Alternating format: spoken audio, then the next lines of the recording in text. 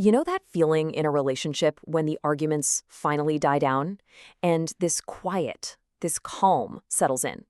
Well, a lot of people mistake that quiet for peace. But what if it isn't peace at all? What if it's actually the sound of an ending? Okay, let's dive right into the powerful and really misunderstood psychology of silence. This quote, man, it gets right to the heart of what we're exploring. It flips the script, right? It suggests that all that stuff we see as a problem, the fighting, the complaining, is actually a sign of life. It's a sign that someone is still fighting for the connection. The real danger, the point of no return, is when all of that just stops. And this is where things get so dangerous. This huge gap in perception. One partner is sitting there thinking, phew, finally, some peace. The problem's solved. She's accepted it. But on her side of the silence, it's not peace. It's exhaustion. Hope isn't just low. It's gone. And she hasn't accepted it. She has decided. And here's the thing you absolutely have to get. This kind of profound silence, it doesn't just show up out of the blue.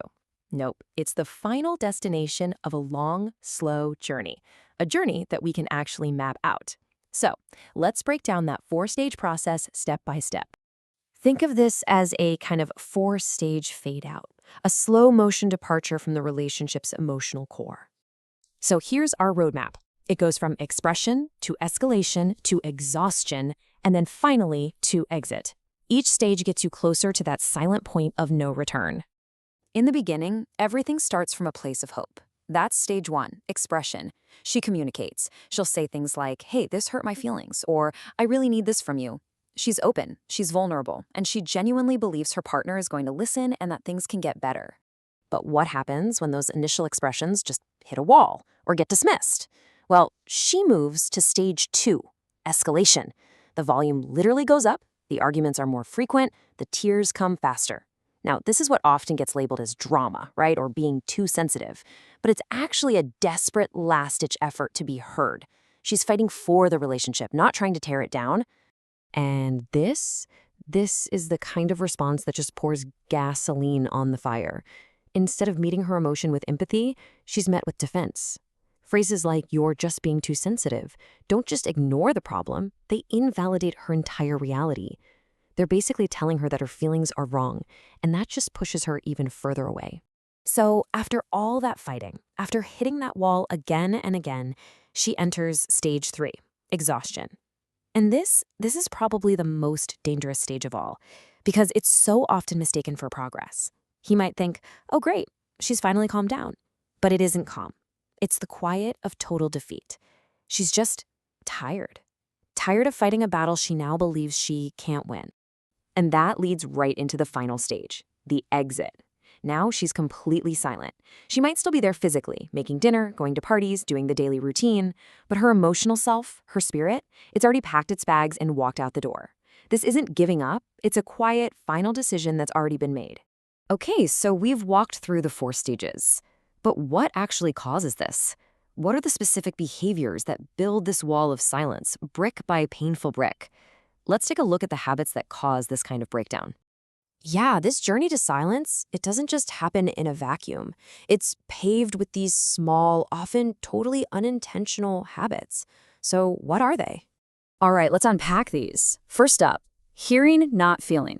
You know what this is. It's listening to the words but completely missing the emotion that's driving them. Then you've got being present but not engaged. Your body's in the room, but your mind is a million miles away, scrolling on your phone or thinking about work. Third is ignoring the small things. This one hurts. Forgetting a little detail she told you was important sends a huge message. She's not important.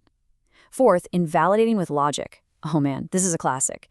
It's trying to use reason to argue someone out of how they feel instead of just saying, I hear you.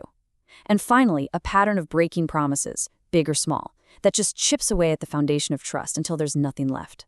So let's say you recognize this is happening. The silence is there.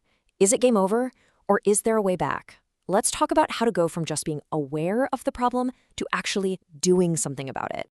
Okay, this is so important. How you approach the silence makes all the difference.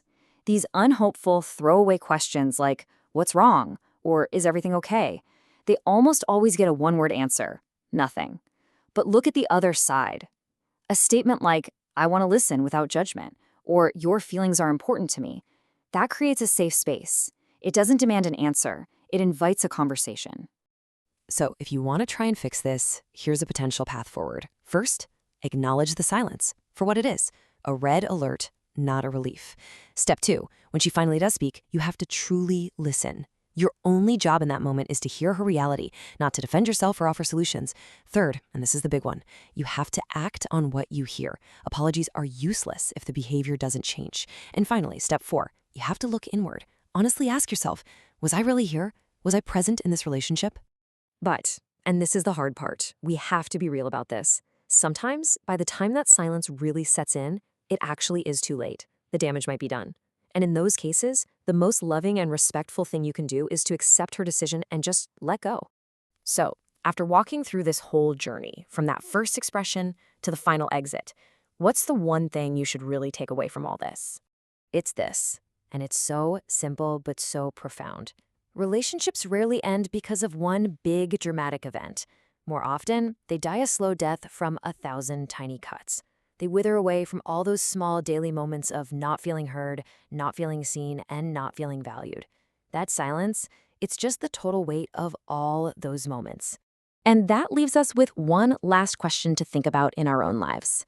That silence is an empty space. It's filled with everything that wasn't said, everything that wasn't heard, and every need that wasn't met. The silence is speaking volumes. The only question is, are you listening?